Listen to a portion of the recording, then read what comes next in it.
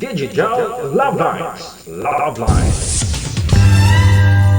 Digital Love Lines. Love Lines. Digital Love Lines. Love Lines. Alright, si G4. Grabe, parang E4 to G4 pala. Hello po ma'am, magandang buhay sa iyo, no? Si G4. Ilang taon ka na po ma'am? 32? 32 years old. Tapos sa may Saudi ngayon. Ilan yung asawa? Ay, isa lang naman. Isa yung asawa. Very good eh. Naghiwalay kami mga 5 years na. 5 years na kayong hiwalay. Di wala ka ng asawa. Pero legal kasi, DJ, kaya hindi pwede magkaano. Pero may relasyon ako, Ay, pero naglabo din.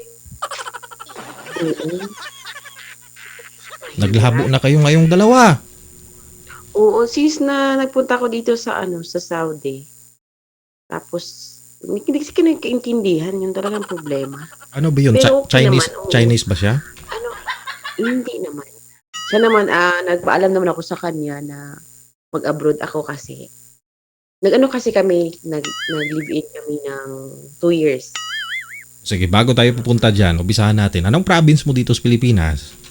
Sa Davao. Sa may Davao del Sur. Davao del Sur, no? My God, I hate truck. Ewan ko, abot sa langaw.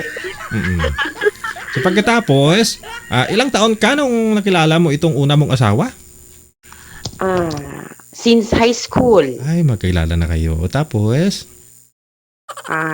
ako, third year high school, then siya fourth year. isang school lang kayo. Yung isang barangay lang kami. Isang barangay. At least, kilala mo na talaga yung pamilya, parang ganun, no? Tapos, close naman yung papa ko at saka papa niya. Mm. Tapos, nung time na, ay, yung isang barangay, pero malayo lang. Kasi yung by, kasi kami, by purok, ganyan. Sityo, By purok-purok. sityo. Tapos, nagkakilala kami nung time na namatay yung papa niya. So, nakikain ka dun sa lamay ng tatay niya. Nagkita ko work, tapos kakauwi ko lang. Tapos, doon kami nagkakilala dun sa bahay ng, doon naburol yung papa niya. Oo. Okay, ayan. Talking, ganyan. Mm. Then, nang time na, na school na, yung start ng school ng June, kasi yung papa niya wala na, yung mama din niya, 6 months, 3 months after, nag-asawa din. Katapos ng Paglibing. kamatay ng papa niya. Oo. Tapos dalawa na lang silang magkapatid yung naiwan. So, wala nang naggusto sa kanya sa pag-aaral. Kaya sabi ng papa ko kasi, yung papa ko construction worker, yung mason. Tapos hindi pa lagi sa bahay. 15 days bago siya uuwi. Tapos may mga taniman kami, may mga hayop kami. Walang mag-ano sa amin. May Kasi mga... 3 kapatid kami babae, nandun dyan sa bahay. Kasi yung kuya ko, nagtatrabaho na din malayo. So, kinuha siya ng papa ko. Tapos siya ang tag-alaga ng alaga namin, yung Baboy. kambing, yung kalabaw. Baboy. Saka yung may maisan kasi kami, malaki yung maisan namin. Aha. Pero hindi na siya nag-aaral noon. Nakagraduate ng high school. Hindi po siya nung start ng June, hindi siya nag-aaral kasi wala siyang pangbayad ng ganun. Wala. Yung uniform, wala nga. Kaya sinabi ng papa ko, okay, dito ka magstay sa amin. Ako ang magastos sa'yo sa pag-aaral mo para makagraduate ka. Yung gagawin mo lang, every Saturday and Sunday, dito ka sa amin, yun ang trabaho mo, ganito, ganyan. So, kaya close kami. Minsan nga, DJ, kasi yun sa bukid, magigib ka ng tubig dun sa malayo. Hindi na ako makapunta ng yung dun sa igiban kasi siya na nag-igib akin para pang paligo pang umaga.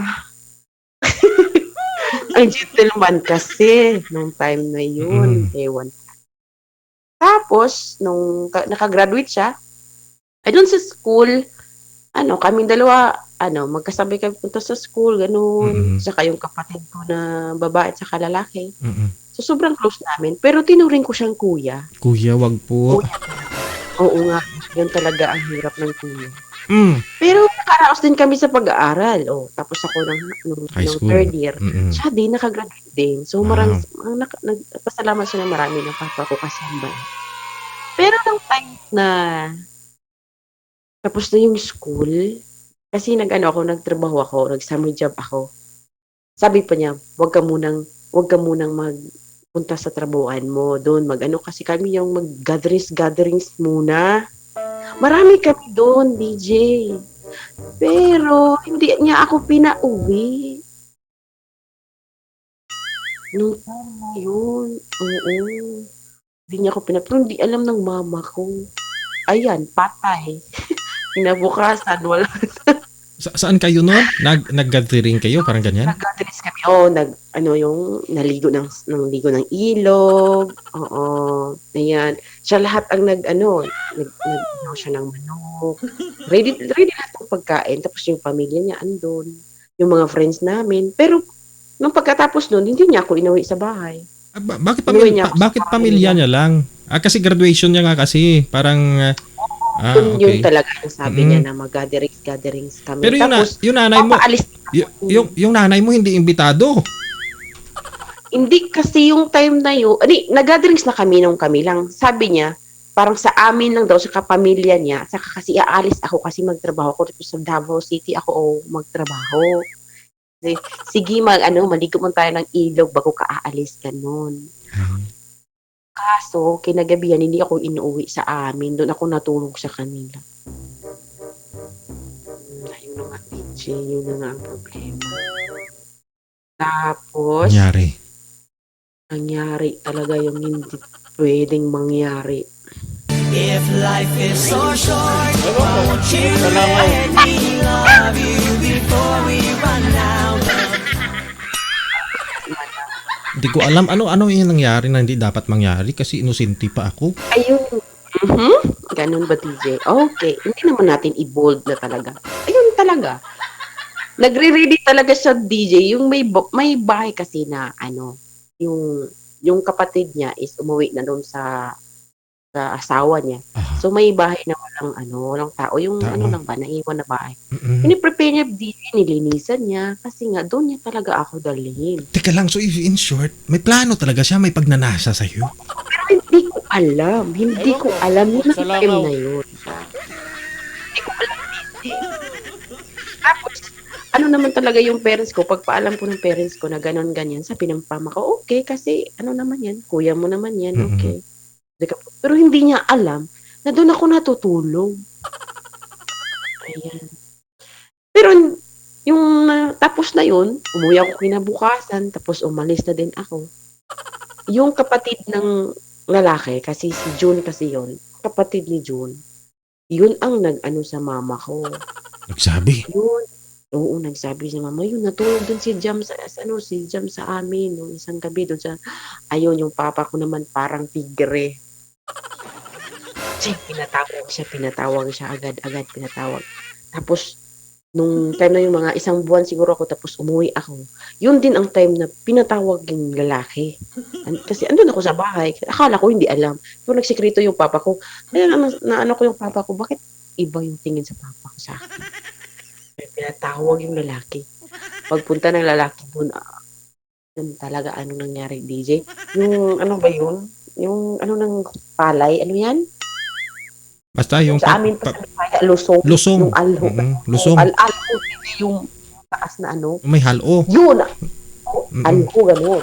Yun ang hawakan ng papa ko pagkakita sa lalaki. Hinabol siya, DJ, doon sa sagingan.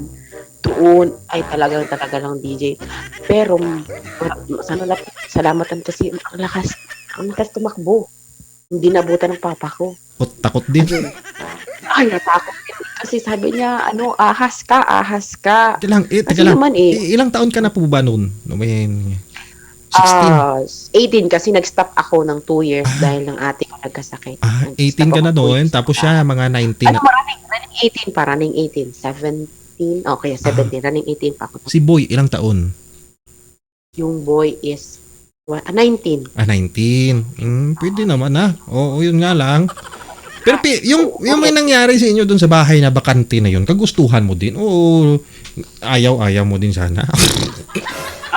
Kasi yung nag-school pa kami, alam ng parents ko parang MU kami. Super close talaga namin.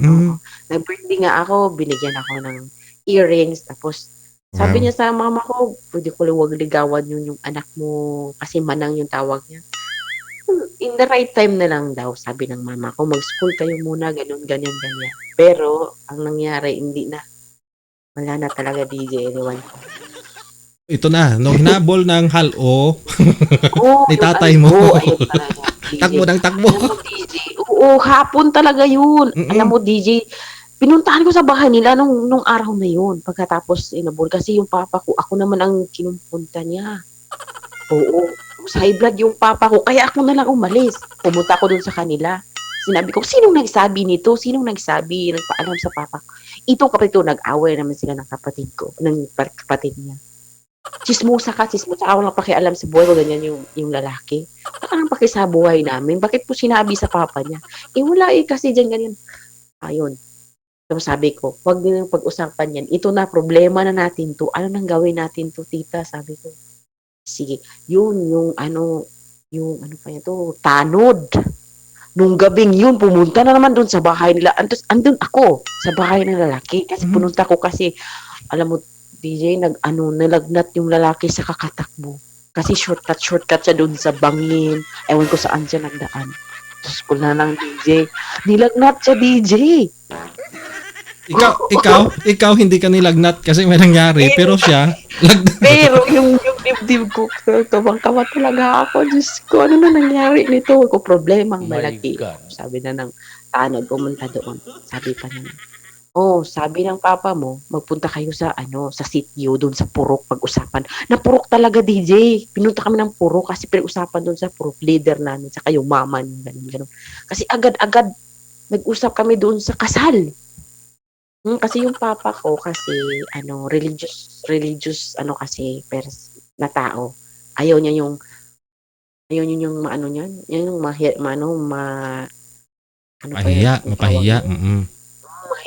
yung sa tao kasi whole sitio talaga yung Purok na nalaman na yun nila. Kasi yung kapatid niya talaga chismosa. Kasi hindi yan sila makaintindihan. Tuntungan si Musay. Oo. Pero DJ, kami, natakot kami. Kaya umalis kaming dalawa. Nagtanan kami ng ilang days. Oo, nagtanan kami ng ilang days, DJ. Tapos, yung friend ng close friend niya, ng lalaki, pinuntahan kami doon, saan kami nagpunta. Sabi niya, pumunta na yung papa ni Jam doon sa bahay niyo. Sabi, saan kayo? Ipadimanda kayo sa Purok, pinatawag kayo. So, mayroon na kami, ano ba yun? May Sumon. sumo na kami. Dalawang sumo na, DJ, kasi ilang weeks na. 2 weeks siguro. Hinanap kami. Kasi malayo doon kami sa pamilya ng papa niya. Pumunta. Yung gabing yun. Tapos nung tanon pumunta sa bahay. Kasi takot kami. Baka nga harasin kami ng papa ako. So yun, sabi niya, sige po, uuwi muna. Sabi ng friend niya, uuwi muna ako sa bahay. Tapos mag-usap kami ng papa mo. Tapos i-promise sa akin na kapag mag-usap na kayo, hindi kayo sasaktan. Ganon. Saka naman, tinawagan kami, say, uuwi na kayo dito kasi bukas, andito na yung sumo ninyo. Bukas kayong mag-usap sa sityo. Ayun nga. Gabi pa naman yun. Tapang marami pa namang chismosa sa sityo. Iyan, daming tao sa Purok. Nakakahiya, DJ. Sabi pa naman, mahal mo yung anak ko. Ganon. Pakasalan mo ito si Jam. Pakasalan ko naman yun. Kasi Manong yung tawag niya. Ahas ka talaga, Jun. Ahas ka. Alam mo naman kung paano kita nilagaan, pinaaral kita, ganun-ganun. Yun, nanghingi siya ng sorry. Ganun. Tapos, DJ, kasi December pa ako mag-i-18, so hindi pa ako pwedeng ikasal. Alam mo, DJ, talaga, may kasi doon sa amin, yung tribal wedding, na pwede kayong ikasal, pero late na yung registration. Agad-agad kami kinasal. May yun nangyari. Pagka-September, kasal agad. Oo, nagre-ready na. Buti na lang yung papa niya, before pa nang namatay, may mga kasalan sa bahay, nag-contribute siya ng mga kambing, yung mga pera, yung baboy. Kaya yung nagkasal kami, lahat free. Binalik sa amin yung baboy, yung kambing, yung bigas, yung mga soft drinks na binigay ng papa noon. Kaya nga walang problema yung mama niya sa gasto. Yun, decoration. Pinagtulungan yung pamilya niya, para lang matapos nun. Salamat sa Diyos yun nangyari. Pero hindi sa simbahan. Doon lang sa bahay namin yung Kasi yung papa ko kasi, JW, yung Jehovah's Witness kasi yung papa ko. Tapos Katolik yung lalaki kasi hindi pwede. Nasa kami doon sa residence namin, doon sa bahay namin. Nilagyan lang ng reception, nilagyan lang yung tent dyan. So, Pero bali, maganda naman. parang kainan lang yung nangyari. Oh, hindi. Mayroong ano, ceremonies ng kasal. Naka Buda ako. Tapos may aras, may singsing. Ganun, parang kasal talaga. May blessing sa papa ko. Pero nung time na tapos na yung kasal, may mga sayings na gano'n, mga salita mo niya nito, tatay, gano'n. Ayan, umiyak ang tatay ko. Doon nga talaga, DJ, umiyak ako kasi ako yung, right side ng papa ko doon sa sakahan noon namin. Meron kaming, rice field, pero sad to say nawala kasi yung may baha na dumating, lahat nawala. Tapos, I proud to myself na sabi niya sa akin, ako yung pinaka-best niya sa lahat ng anak. Ako yung niya. Ako mas love. Malapit sa pamilya. Kaya, feel ko talaga. So, nung tapos na, nagkainan, nakatira kami, malapit lang sa papa ko. Every now and then, yung papa ko palaging nag-ano sa akin. Tapos, alam mo, DJ, napakabay talaga ng papa ko kasi dinudungan kami na kami ng field din, rice field. Kasi may doon sa lugar ng husband ko, may tubig-tubigan. So, ginawang rice field. Tapos, yung mga yung saging, tulungan kami, yung bahay namin, pinatayo, yung papa ko ako rin ang walang bayad. Talaga, kasi wala naman siyang papa. Sad to say na after, pero buntis ako nung kinasal ko, buntis ako nung eldest ko.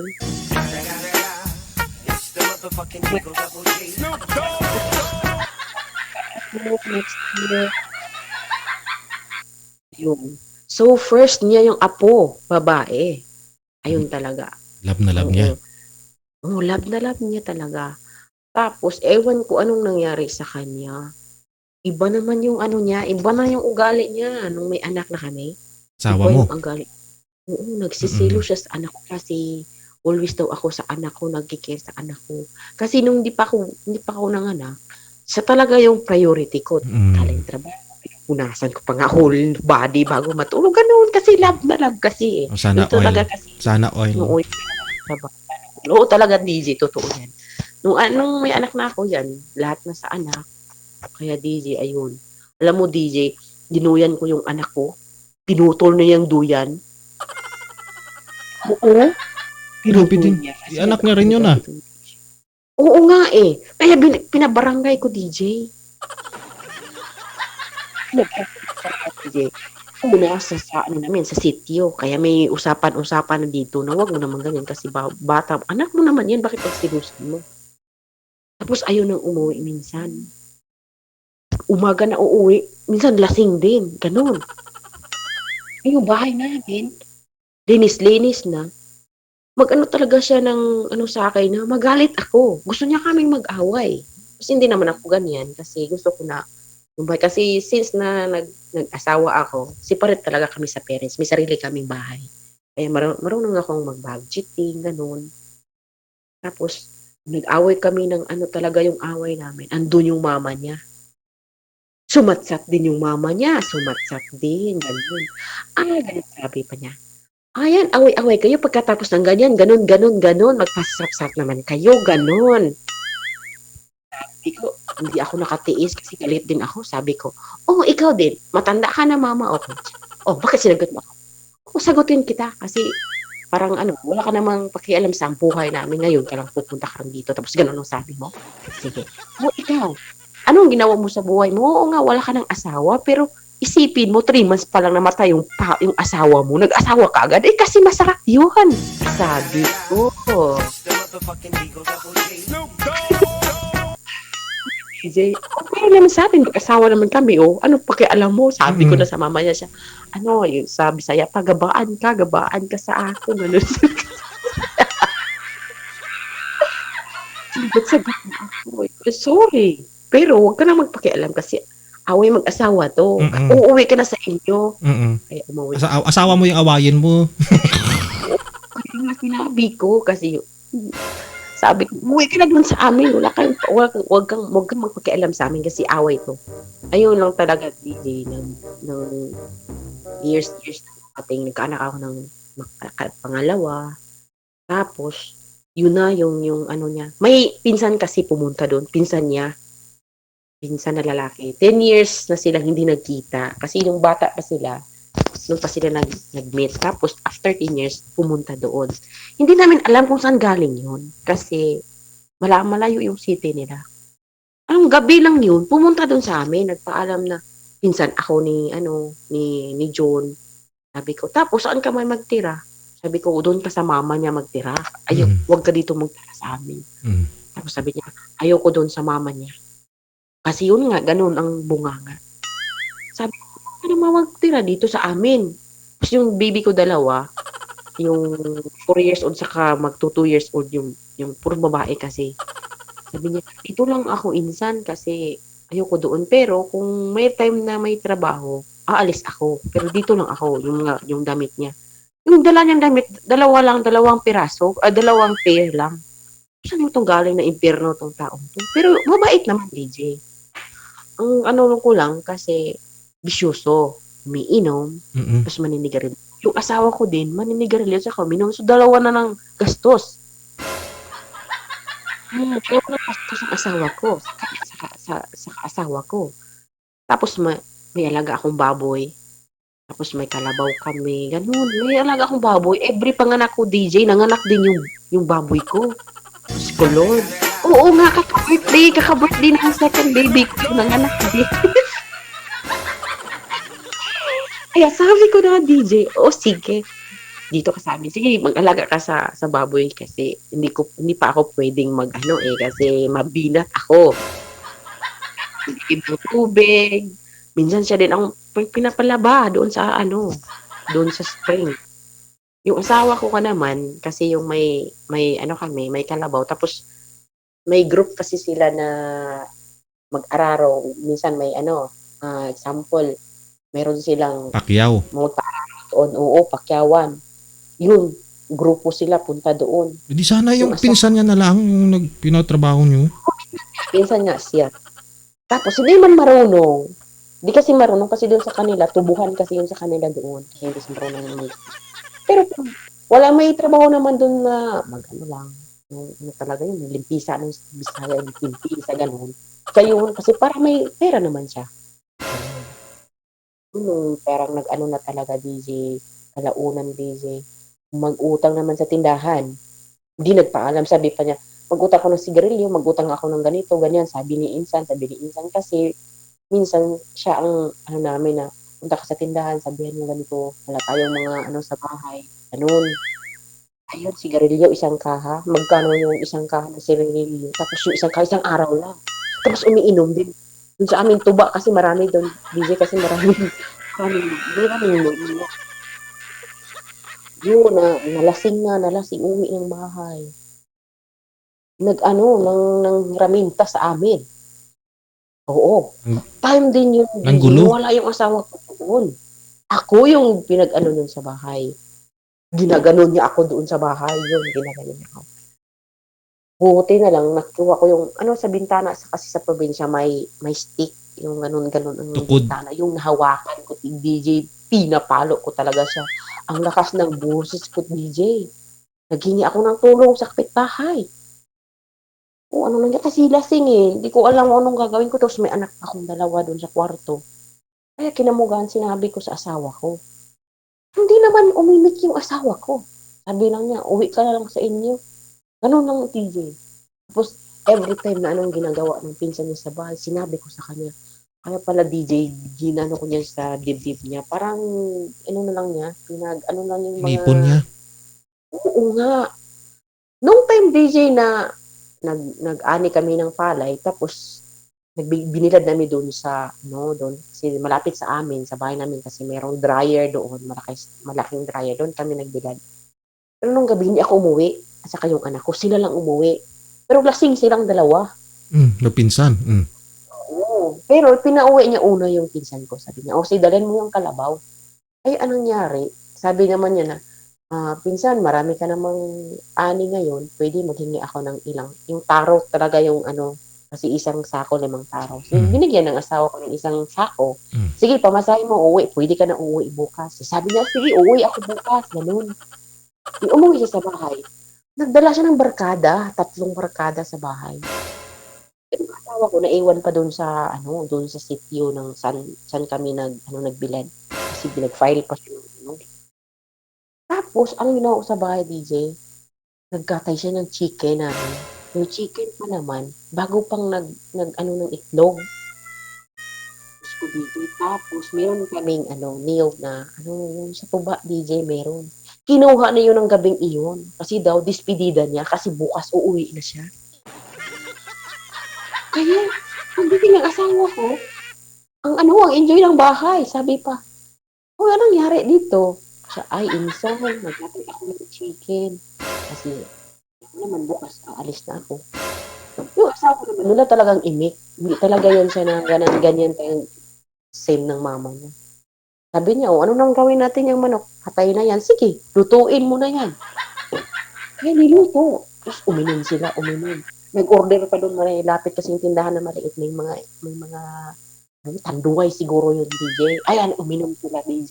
Kung inutang siguro yan kasi wala pa kayong pera nun eh.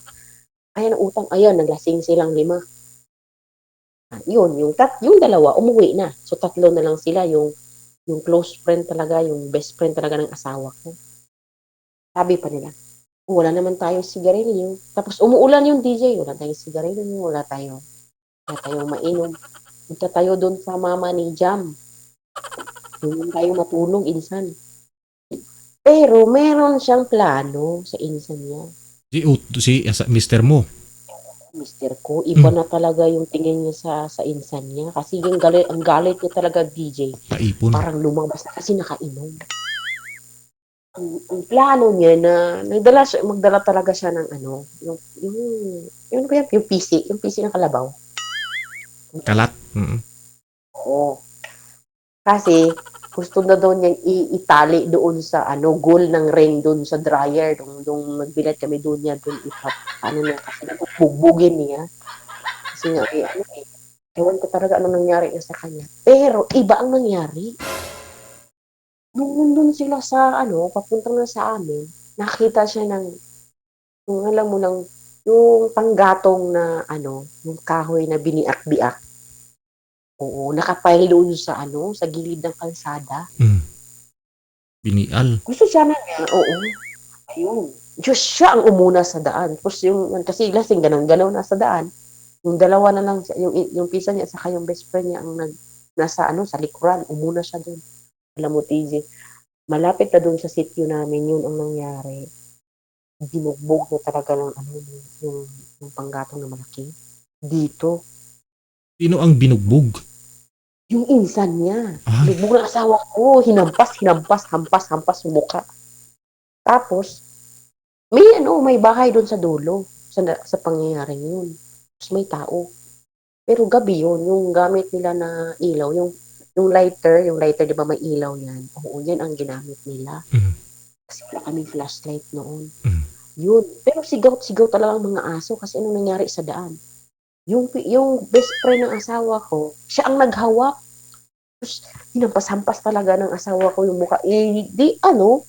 Parang nawala ng malay. Pero malaki kasi yung lalaki. Dinala nila doon kasi yung kabila, manggahan. Malaking manggahan ng hektarya. Dinala niya doon, DJ, doon nila pinalo agad. Pinalo hanggang DJ na ito may na. Parang ang lalaki wala nang malay. Tapos ito DJ mga doon yung ngipin niya. May talaga yung ngipin niya. Tapos DJ, na nila ng damit. Parang kinuha nila ng damit. Tapos, may tubigan kasi doon, DJ. Nilubsan nila doon sa tubig. Pinatay talaga niya yung instant DJ. Tapos, tinapon niya yung sa bangin. DJ. School na lang nila. Pinagkaisahan nila ng best friend niya, itong pinsan niya. Oo. Ay, mga lasing, mga barumbado. Tapos, ayun, tinapon na, walang damit. Dun sa bangin, busy sa bangin. Oh, tapos ulan yun, so makikita yung mga dugo-dugo, yung mga footprint nila kung saan nila dinala. Yung nakakita nung gabing iyon, alam na sila talaga yun. Mga damit nila na galing doon, yun din ang damit na sinuot. Kaya alam ng may-ari ng bahay na sila yung gumawa. Hindi lang nag-imik yung may-ari ng bahay, yung tao. Kinabukasan, pumunta siya sa mama ko. Parang nakita ko talaga sa kanya, DJ, mas lala pa siya nag-vigil yung mata niya. Puyat na puyat talaga, DJ. Ang asawa ko. Sabi ko, oh, saan na yun si Insan? Uuwi naman yun talaga. O, andyan naman yung ano niya. May ano kasi, may jeep din dun sa amin na magkuha ng mga gulay dun sa amin. Punta ng Davao City. Pinapakyaw din nung araw na yun kasi Sunday. Sunday ng hapon. Siya, ewan, yung insan ko, umalis kagabi. Kasi My nag-away God. kami doon sa bahay. Ewan ko saan punta. Hindi naman niya kabisado yung ano namin, yung lugar namin. Kasi My God. isang buwan pa siya doon. Sabi ko, saan nagpunta? Baka nga hanapan kita ng mama niya. O, saan na yun? May NPE pa naman doon sa amin. Ewan ko niya. Ayun talaga, kasi yung tao is sacred talaga yung tao, DJ. Hindi na ano ng kapitbahay namin na sinabi niya na ganun-ganun. May parang sinalvage doon, ganun. Sabi lang niya, may parang sinalvage. Kaya pinuntahan namin nila doon. Yung may dugo-dugo talaga din, DJ. Then, pinuntahan niya talaga yung may pangin. Yung lalaki kasi, ano na umaga na, parang lumitaw sa tubig. Oo. Lumitaw yung tao. Ito yung nakita sa kanya, itong dito lang sa side na ulo. Mas maputi kasi yung lalaki. So, parang sabi lang, parang ano naman to, saging, parang ano ng saging. Hindi, may tenga, ganun. Diyos, tumawag na sila ng barangay, yung tanod. Yung police, DJ, ando na. Nag-imbestiga. Pero wala akong ano sa asawa ko kasi nga, sabi niya, nag-away lang. Sabi ng proclaimer namin. Kasi nga, wala na. Talagang, ano na talaga yung sityo namin sa dami ng tao. Yung mga police to, nandun na. May ano na nga may ano Suko. sa morgue na yung, ano yung sasakyan ng purlon. May purlon na din doon. Sabi, sinong nawala sa atin dito? Sinong nawala? Sa ano natin, sino? Di sabi ko, yung insan ng asawa ko nawala dito. Umalis daw kagabi. Sabi, alam ba kayong sinalvage? Kasi may NPA dito. Hindi yan alam mo sino yung ayun nga. Alam mo, DJ, sinong kumuha doon sa bangin? Yung asawa ko. Pretender? DJ? Oo, siya talaga lumusod doon sa bangin. Ang hirap kunin nun kasi, ganun kasi yung pangpang. Kasi yung tubig parang falls ganun doon siya. Inulong. Yung kinuha ng lubid ganun. Tapos napluta ng sako. Hindi nga ako tumingin, TJ, kasi yan, ang kaba ko talaga, TJ, bakit ano nangyari? Tapos, hindi naman, simple lang mga sugat niya. Lahat talaga, DJ, ito, brown na talaga. Ito, hindi mo na siya makilala kung siya nga talaga. Tapos, bugbog talaga, bugbog. Walang damit. Kasi, tinapon nila yung damit eh. Yun, dinala sa morgue. Asawa ko naman ang nandun. Wala pa yung parents, hindi pa alam ng parents niya. Pinaalam ng mama niya, yung mama talaga ng asawa ko, parang nang nabuwang sa kaiyak. Sino gumawa nito?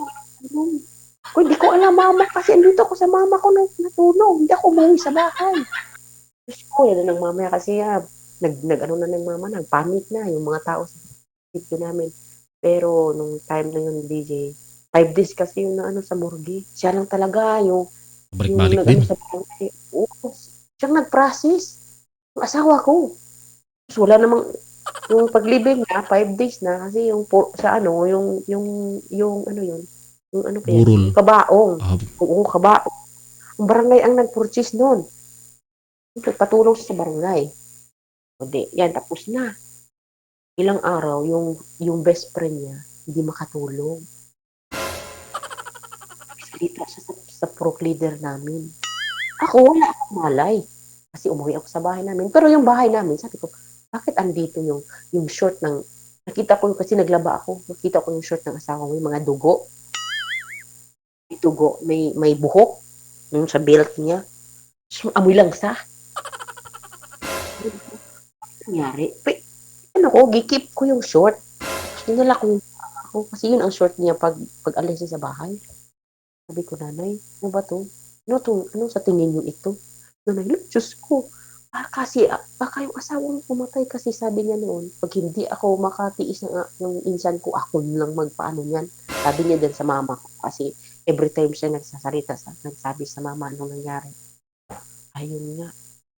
Yun nga, yung best friend niya, nagsalita doon sa proc leader. Tinawag ako ng sikreto ng proc leader. Yung asawa ko, kasi natatakot ako sa bahay, always ako doon sa mama ko, dinala ko yung anak ko. Hindi ako makatulog doon, DJ, kasi yung damit niya andun. Mas maalala ko talaga yung doon siya natutulog. Hindi ako makatulog, kaya doon ako sa mama ko pumunta. Ayun nga, sabi niya, punta tayo sa police station. Kasi ganito, ano na DJ, pumunta kami ng police station. Andun na yung mama ng insan niya. Na-surprise ako doon kasi nakontak talaga yun. Kasi nung libing ng lalaki, hindi nakapunta kahit mag-anak nun, kahit yung kapatid, hindi. Kami lang. Ayun, umiyak ng mama niya. So, anong nangyari dyan? Ano ito, ganun. Hindi ko alam, ate, ganun. So, ano naman ang gawin natin dito, ate? Siya, pagbayaran niya kung ano ang ginawa niya sa anak ko. Insan pa naman niya yun. First cousin talaga, DJ. Kasi yung papa ng lalaki at saka mama ng asawa ko, magkapatid. Oo. Bakit ginawa niya sa kanya yan? Wala namang ibang malisyo sa bahay ko. Ganun lang talaga. Sinabi ko lahat anong ginawa ng ano niya. Tapos sabi pa ng mama niya, hindi ko alam bakit napunta yung anak ko doon sa inyo kasi doon sa Cagayan yun nagpunta. Lumayas yun kasi dito kasi yung girlfriend niya, ni-rape niya. Tapos may ano talaga doon sa doon sa buti na hindi ginawa sa akin. Pati sa mga anak ko. Kasi babae yung mga anak ko ini. Minsan iiwan ko yung mga anak sa kanya. Kasi nga may pupuntahan ako ganun. Mhm. Sabi na lang niya, sige, kung anong ginawa ng asawa mo, pagbabayaran niya. Ayan. Umuwi ako, DJ. May 1 yun, DJ, Labor Day. Pinausapan ko talaga yung asawa ko. Mag-ano ka? Sabi ka, mag-ano yan? Punta ka sa barangay, ano yung ikaw na ang kusang magpunta sa barangay at saka aminin mo yung kasalanan mo kasi alam ko na nagkita na kami ng mama niya, yung best friend mo nagsalita na sa akin. Pagkatapos ng araw na yun, DJ, yung best friend niya umalis malayo, pumunta ng Maynila kasi natakot. Baka yun naman ang titirahin. Ayun, sabi niya, sige, makulong. Tapos, uwi namin nung araw na yun, nala siya sa police station. 3 days pa lang siya doon kasi wala pa naman ang case. After 3 days ng pagkaano niya doon, umuwi siya sa bahay. So parang linaw-linaw lang, pero yung mga tao, takot-takot na talaga sa kanya. Pati ako, takot ako. Hindi nga ako minsan niya umuwi sa bahay. Pero sabi niya, di naman kita gagalawin ng same ng ganun kasi asawa naman kita, wala namang iba. Ganun lang, yung pinsan ko lang meron. Pero hindi ko alam bakit nagawa ko yun kasi lasing daw siya. Ayun. Yung ano niya, yung ano niya sa pulis, yung talaga ano sa Statement. tawag nun. Oo. Statement niya. Oo. November. Pero nung May, June, July, August, nagtanim siya ng palay, mani, at saka yung mais, saka mag-uling kasi kami doon sa amin yung kahoy. Yung prepare talaga kasi alam niya na yung ano niya, makulong talaga siya sa Davao, yung Davao sa jail talaga. Kasi sabi ng police, oo, makulong ka, hintayin lang natin yung ano mo, yung warrant. Oo.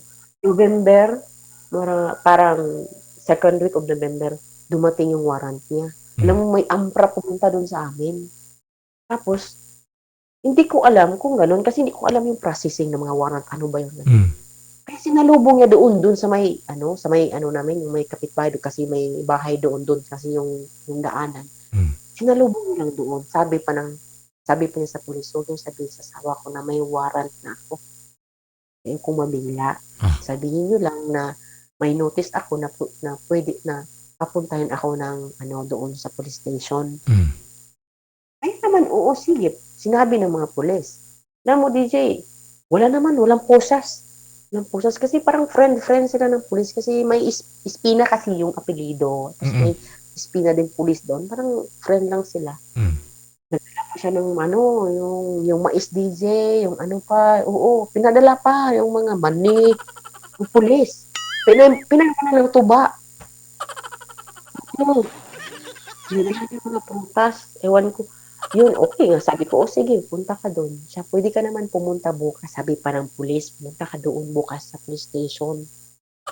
Ito lang, maiwan sa baboy ko, DJ, sa kalabaw. Sinong iwanan ko niyan? Mga manok, mga panamang manok. Sabi ko, sige, paalam ko muna sa mama ko. Yung DJ kinabukasan, di ko alam. Nung papunta na pala sila ng jail, nag-iwan siya ng yung sulat doon sa nakilala na nung doon sa may highway. Sabi niya, ibigay mo yan sa asawa ko. Pakisabi, napupunta na ako ng Davao Jail. Ayun, dili, shock na shock talaga ako kasi hindi ko alam na ayun talaga makulong na siya. Tapos DJ, nung time na yun, buntis ako ng pangatlong anak namin.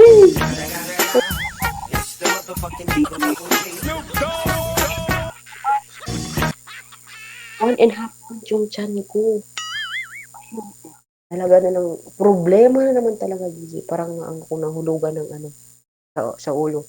Ano naman gawin ko na akong asawa. Hindi ko alam kailan pa yun na, ano, yung makalabas ng, sa kulungan. Mm. Mga kapatid niya, hindi kami close sa mama niya. Ano, kami close. So, sa mama ko talaga nakasalalay. Pero yung palayan, yung marong maisan, ilang month, na-harvest ko. So, kayong mga manihan, yung mga saging, sa akin lahat yun. Yun lang nakasurvive sa akin. Lumaki ng tiyan ko. Ganun din trabaho ko, DJ. Pupunta ako sa bukid. Nag-cutting ako ng saging. Ibinta ko. Ganun. Yung mga biik ko naman, maliit pa. Bininta ko na lang. Sinauli ko yung nanay. Kasi yung nanay, hindi sa akin, sa mama ko yun. Sinauli ko. Yung ng mama ko, yung mga manok ko. Yun. Binta ko lahat. Saka doon ako sa mama ko. Nag-stay. Tapos monthly DJ, pupunta talaga ako sa kulungan. Doon sa jail, pupunta ako DJ. Tapos may family day, sama ko yung mga anak ko. Ganun. Pero pinagsisihan niya talaga ang ginawa niya, pero ano nangyari, nakulong siya. Pero hindi naman ano yung pakulong niya doon. 10 months lang siya nakulong. Oo, Nakalabas DJ, din. tinulungan siya ng pulis namin. Tinulungan siya ng pulis namin doon sa amin na yung witness hindi pinapunta kasi 7 talaga yung hearing. Ah. Every hearing andun ako. Kada hearing walang witness pro. So walang tapos pinaano talaga yung hearing every month talaga para madali yung kaso niya na ma-dismiss. So 7 hearing wala yung witness tapos yung mama ng lalaki ay yung insan niya na wala kasi talagang kasi mahirap din. So walang pang kaso. Tapos nagkuha sila yung mga asawa, nagkuha sila ng private attorney. Kaya nga, 10 months after, nakalabas siya. Pero, nanganak na ako. Ano naman, yung mama ko talaga ang sabi pa ng papa ko, ito yung ginawa mo sa amin. Sinabi namin, ganun, bumalik na naman yung mga namin. Talaga, tigas ng ulo mo. Sabi, mag-aral ka muna. Hindi nga ako nakatapos ng high school kasi after ng 3rd year, nag-asawa na ako. Pero, naman ako sa parents ko, pati yung mga sister, yung brother ko, naman ako sa kanila. Kinikare nila ako. Tapos, yun, bumalik kami. Tapos nag-alaga naman. Pero iba na yung niya, yung ugali niya talaga na simula yung nakapatay siya.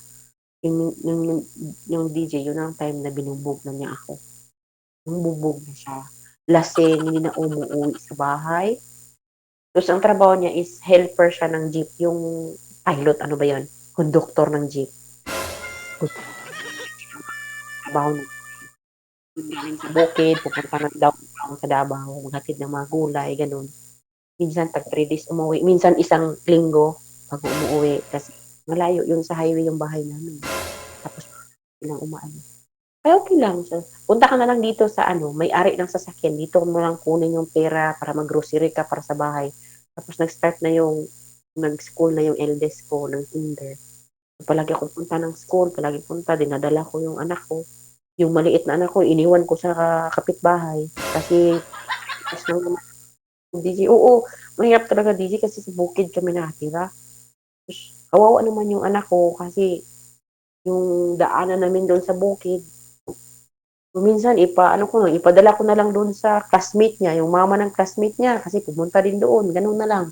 Kasi ang hirap na talaga. Ayun. After that na hindi ko na talaga na yung ugali niya kasi one time talaga DJ na hinaras kami sa bahay. Yung itak talaga DJ. Kasi nga ayoko nang parang nag-ano na ako sa kanya, suko na ako talaga sa kanya. Kala niya siguro nagpakamartir ako sa kanya. Mm. Every na sinasaktan niya ako, nag-ano din ako. Laban. Binubugbog, haban din ako. So, nung time talaga nang humawak siya ng itak, ayun na. Doon na talaga ang takot na takot pati yung mga anak ko. Gabi pa naman yung DJ, yung bahay namin nasira. Initak niya yung lahat ng bahay namin. Tapos, doon ako ng gari dito.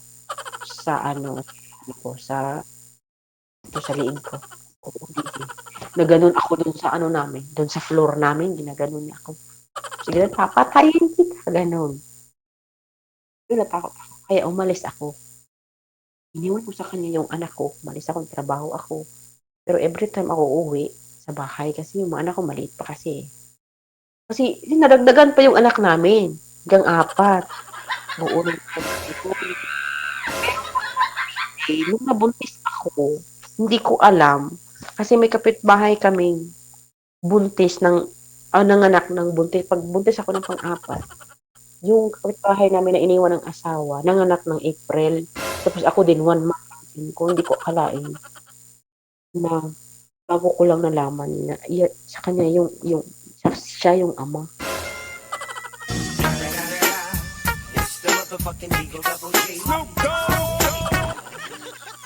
Tanda na DJ! Kaming 15 na ata, 48, 49, ganun. Babae. Hawaii. Oo nga eh. Tapos yung binuntis ng babae, hindi palayo. Sa kanya pala yun. Oo. Pero hindi ko pa alam noon kasi pag nanganak ako ng December, so, ka-level lang age lang yung anak niya, babae yung anak ng babae. After 3 years, DJ, ayun, yung asawa ng babae, yung nabuntis na asawa ko, yun ang nagsalita sa akin. Kaya ko iniwanan yung asawa ko kasi nakita ko yung asawa mo at ang asawa ko naglandian. Ganun. DJ. Kaya nga DJ, nung time na yun na talaga yung plano ko na iwanan ko na talaga siya. Kinuha ko yung anak ko DJ, yung 4, kinuha ko tapos iniwan ko sa mama ko. Nagtrabaho ako ulit. Oo, hindi na ako umuwi sa kanya. Mm. Tapos yung mga damit ko, hindi ko na kinuha yung iba. Ewan ko kung nasuot daw niya nun sa babae. Diyos ko Lord. Ay, nagsama sila. Oo, nagsama sila doon sa bahay namin. Tapos nakita ng mga anak ko na yung mga damit ko. Kasi pupunta-punta kasi yung mga anak ko doon. Kasi minsan kukunin niya eh. Mama, yung damit mo, sinuot ni ganyan. Ano nangyari sa buhay namin? Bumalik kayo sa mama ko. Bumalik kayo kay nanay. Hindi kayong tinawag kayo dyan. Kasi nako talagang nang ginawa sa asawa ko. Kaya nga, okay, sige. Pero sakit sa kalooban ko kasi nga ako sa asawa ko, loyal ako. Kaya sabi ko, yun ang ginawa mo sa akin. Sige nga, papatulan kita. Meron ako nakilala sa Facebook.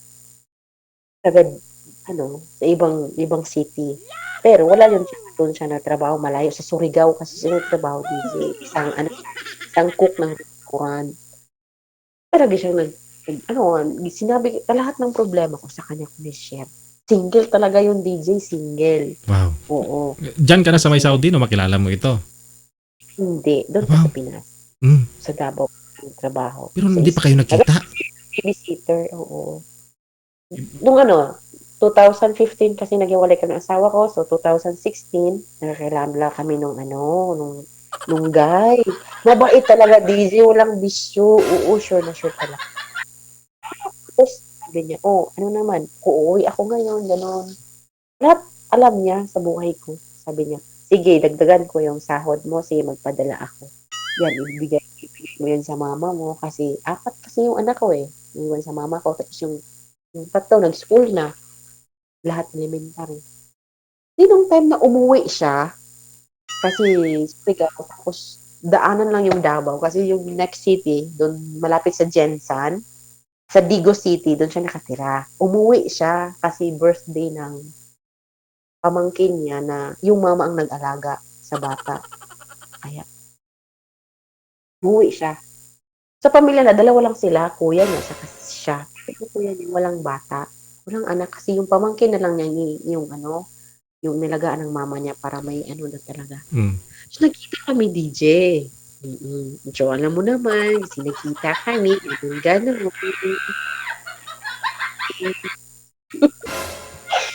O, ayun, nangyari. February yun, DJ. February naman yung 2017. February. Ano? Oh, February. February 15. Di ko yan makalimutan. February 15. First met. Yun, ang laki ng binigay sa akin. Para kung, para mo akong binayaran ito? Tsaka hindi. Hindi pa nga nakita tayo. Binigyan na kita ng pera kasi, mahal. Ay, ganun. Oh, swerte ka. Ilang taon na ito si boyfriend? Ahead siya sa akin ng 3 years. So, sabi niya, hindi pa siya bumalik sa Surigao. Ano ba trabaho niya? Cook ng restaurant. Sarap kumain. Ay, siya magluto. Luto siya ng seafood. Seafoods kasi doon kasi malapit sa malapit sa dagat.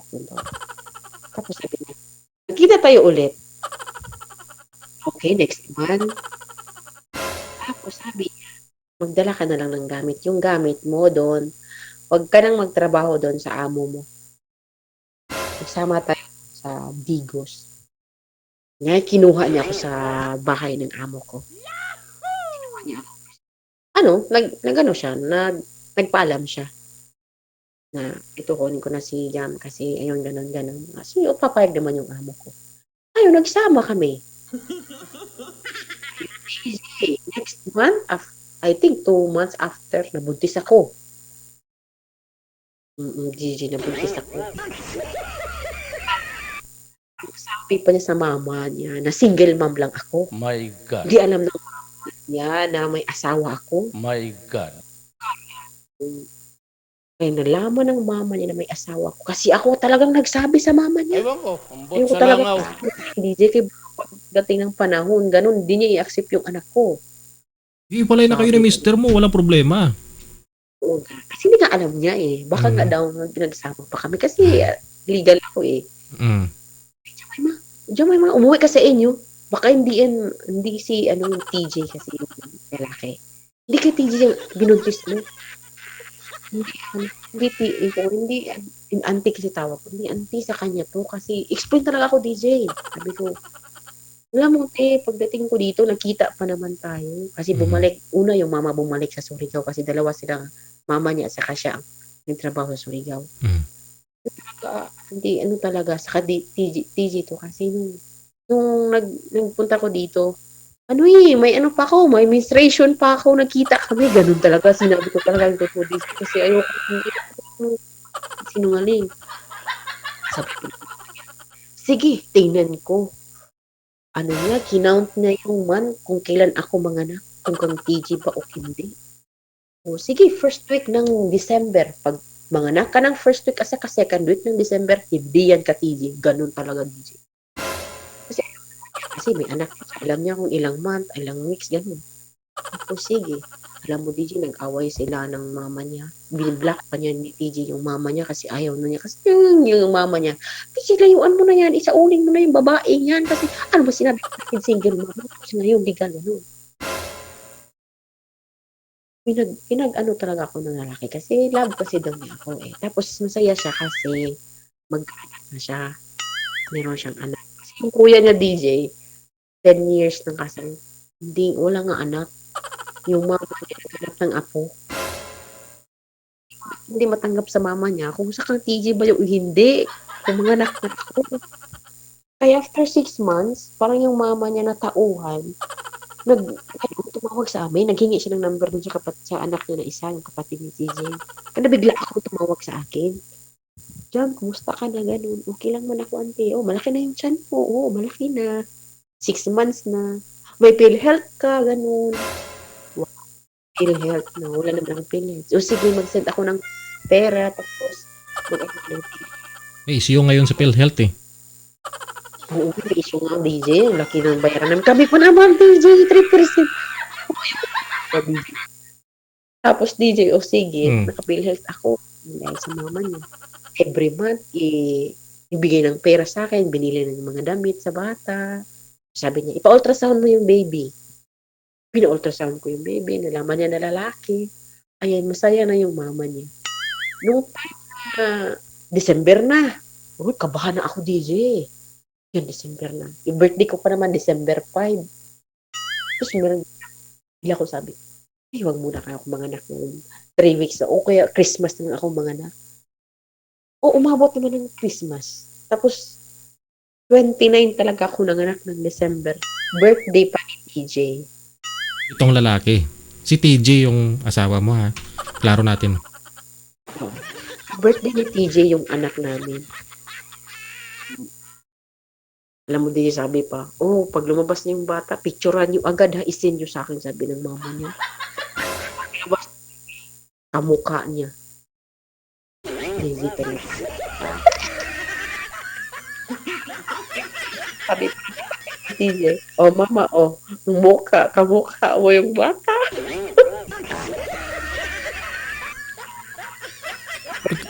Medyo bilis-bilisan na po natin ano. So ngayon, okay na po kayo nito ni TJ na to. Sa ngayon, nung talagang sumama ka po sa Surigao kasi dinala yung mga anak ko doon, pinaaral niya doon kasi nga, love niya ako dinala yung mga bata doon. Ayun, TJ, pag dating ng, sabi ko mag-decide ako na magtrabaho ako ng ibang bansa kasi gusto kong may bahay yung anak ko. Kaya sabi niya, sige, papayag ako. Ngayon lang, kasi nandito na ako, every chat ko sa kanya, then ako, awayan niya ako. Yung Facebook ko, yung emo ko, binigay ko sa kanya. Maraming nagchat doon. Okay, alam mo naman, nandito naman ako sa malayo. Bahala mo na, ikaw na mag-reply dyan. Awayan ako, kaya nga, di na ako nag-reply sa kanya. So sabi pa niya, okay, di na nga ako mag-ano sa'yo kasi may trabaho ka dyan. Pero every time, nag-chat ako sa kanila. Pero parang hindi na ako siniwan. Yung anak ko, andyan sa kanya. Iniwan ko sa kanya. Yung anak ninyo, bale. Pero yung 4 mong anak, nasaan po ngayon yung 4 mong anak? Ako pa rin, DJ. Nagpunta ako dito kasi gusto kong magbahay. Nagtayo ako ng bahay. Tapos, nag-iwan ako ng PhilHealth 1 year kasi yung PhilHealth na 2-4 pa noon. Iwan ko, magkano ng pen. Problema talaga yung PhilHealth kasi yung OFW yung kinuhin. 3% ng sahod namin. Huwag naman sana. Ay. Tapos, anak ko, nandiyan sa mama ko. Every time naman ako kasi yung mga boss ko naman, swerte talaga ako, DJ, dito sa Saudi. Yung sabi nila na yung boss mo, stricto, ganun. Hindi talaga, DJ. Pati yung baba ko, yung madam. Every time ako nag-video call, DJ, makita ko nila every time. Pati yung mga anak niya, close ng family ko. Swerte mo, o di ba? Na meron kang kasalanan, meron kang mga pinagdaanan sa buhay na mahirap, pero yung Panginoon talaga nakatingin sa'yo kung ano talaga yung pinaghihirapan. So, ayos talaga. Kaya nga lumalaki na nga ako dito, DJ. Payat nga ako pagdating dito, pero ngayon, tingin mo ako.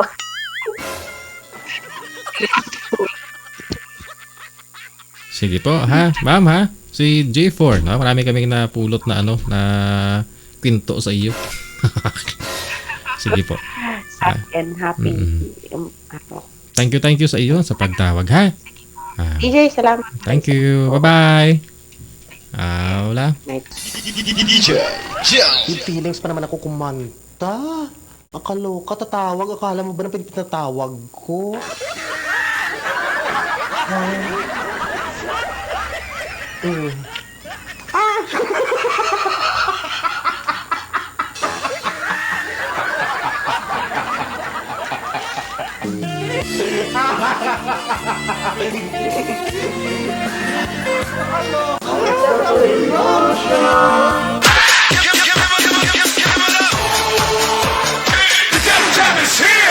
Broadcasting live from Quezon City, Philippines. This is OFW Emotion. Serving Filipino, serving OFW around the world through music, information, and entertainment. OFW Emotion. OFW Emotion.